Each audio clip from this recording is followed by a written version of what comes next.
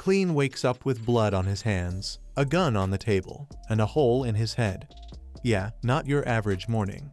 He's completely confused, but vague memories start flashing through his mind, and to make things even weirder, the hole in his skull starts healing on its own. He remembers being someone named Chingru back on Earth, but now he's stuck with a new set of memories that belong to Clean Morty, an unemployed history major living in a city called Tinjin. Basically, he's now in someone else's body. Trying to make sense of it all, he digs into Clean's old journal. Apparently, about a month ago, Clean teamed up with a guy named Welsh, and the two started translating some ancient book. This book belonged to a mysterious family called the Antigonos, and even though Klein doesn't know much about them, his gut tells him they were a big deal. As he reads more, he comes across names like the Black Emperor and Tudor Kingdom, definitely not like bedtime reading. Clean noticed a missing page for June 27th. Then suddenly, a creepy note popped up saying, "The world will end and everyone will die." Talk about a morning mood killer. Before Clean could panic more, his sister Melissa called out. He rushed to hide the gun on his desk. She walked in, clearly suspicious, and asked about a weird noise. Clean blamed the clock smooth, and Melissa just rolled her eyes, fixed the clock, and walked out like she was done with his nonsense. He checked his head wound again. It was completely gone. Was healing one of his new powers? Maybe. He thought about his past and how his luck was always terrible, which is why he'd used a good luck charm the night he died. Melissa came back with breakfast and told him to rest. She promised to bring him some meat later as a reward for trying so hard to get a job. Clean felt warm and fuzzy, but secretly decided he had to leave the house to keep her safe. He went to buy bread. The shopkeeper was sweet. She congratulated him on graduating and said he'd land a great job soon. But Clean felt uneasy someone was watching him. He grabbed the bread and left in a hurry.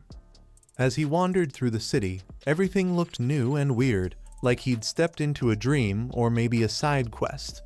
He heard people playing card games that reminded him of his old world. Then, a coin fell from his pocket. When he bent down to grab it, someone approached. He pulled out his gun, just in case. Surprise, it was a clown. The clown invited him to the circus. Naturally, Clean went because when life makes no sense, go with the clown. But people were still tailing him, so he ducked into a random tent to hide. Turns out, it was a fortune teller's tent. She invited him for a free reading.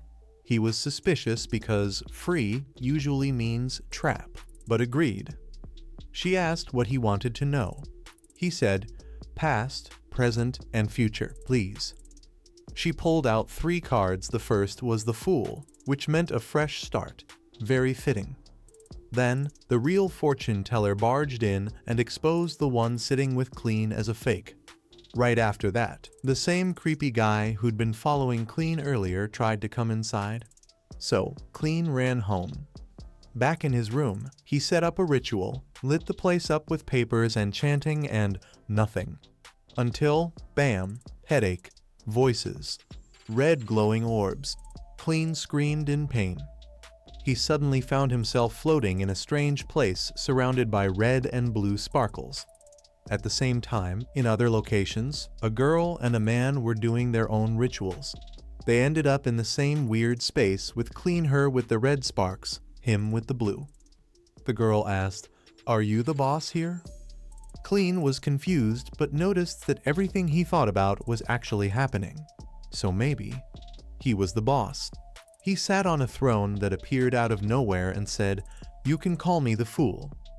The man and the girl looked at each other like, "Okay, we're rolling with this." Then came the talk about Beyonders, people who drink potions to gain magical powers from one of 22 special paths. They climb a ladder of power from Sequence 9 starter to Sequence 1 powerhouse. Clean had no clue what a Beyonder even was. So, he told the girl, "Ask the other guy." The man explained, to become a Beyonder, she'd need to join a church like the Church of the Evernight Goddess. But that would come with rules. The girl wanted freedom, so he offered a shortcut: 2 potions, one called Seer, the other Spectator. Meanwhile, Clean wondered if his powers meant he was already a Beyonder. Then, the girl asked him to witness her deal with the man. Clean, still trying to figure out what was happening, just nodded along. The man said, "You clearly have insane powers. Let us handle the boring stuff." Clean agreed to hold more meetings with them every Monday at 3 p.m., like magic therapy group.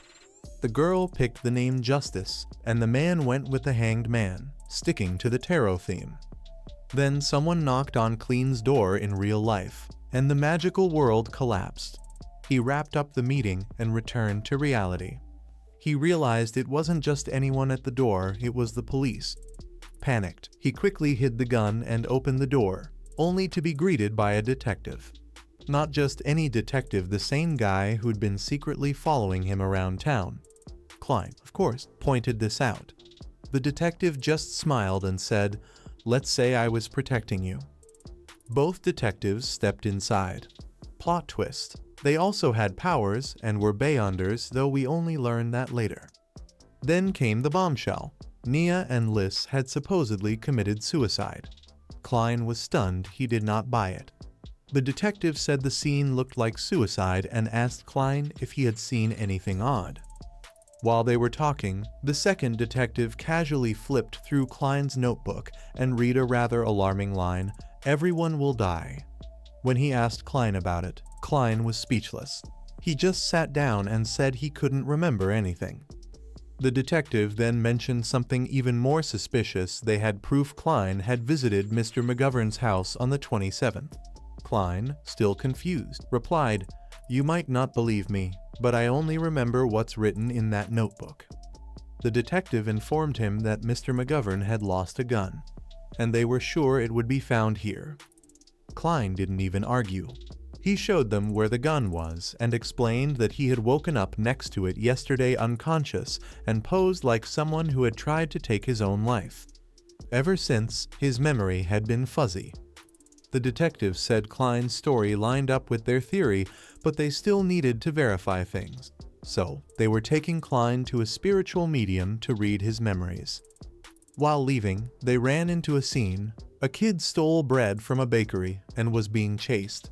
One of the detectives caught the boy, but the kid dropped a chunk of wood onto the detective's horse, spooking it.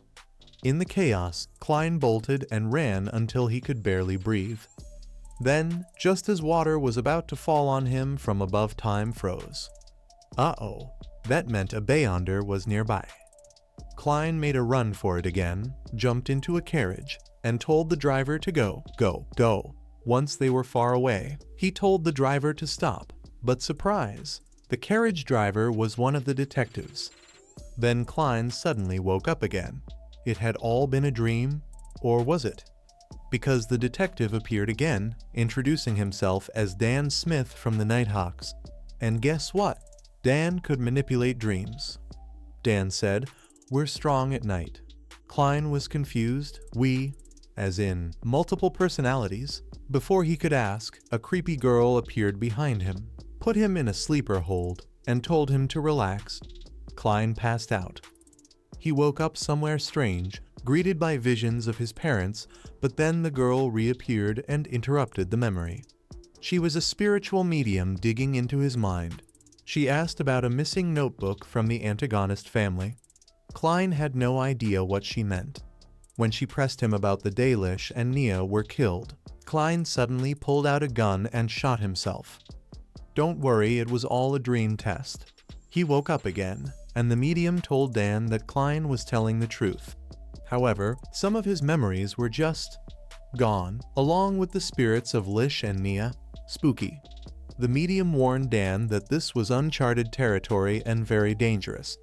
Dan agreed and told Klein he was still in danger and that they weren't bodyguards. Then, Dan hit him with a surprise offer. "Want to join the Beyonders?"